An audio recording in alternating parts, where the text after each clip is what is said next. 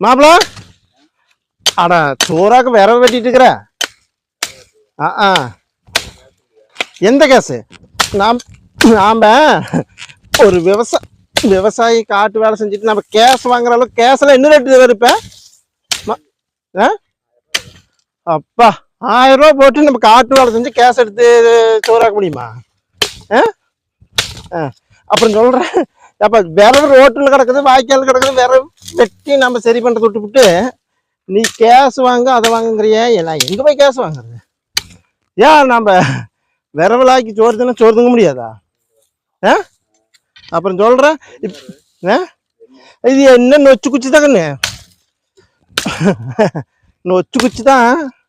இது கொஞ்சம் கிடக்குது வெட்டி கொண்டு போய் வெட்டிக்கிட்டுமா நல்லா சோறு ஆக்கிக்கலாம் நைட்டு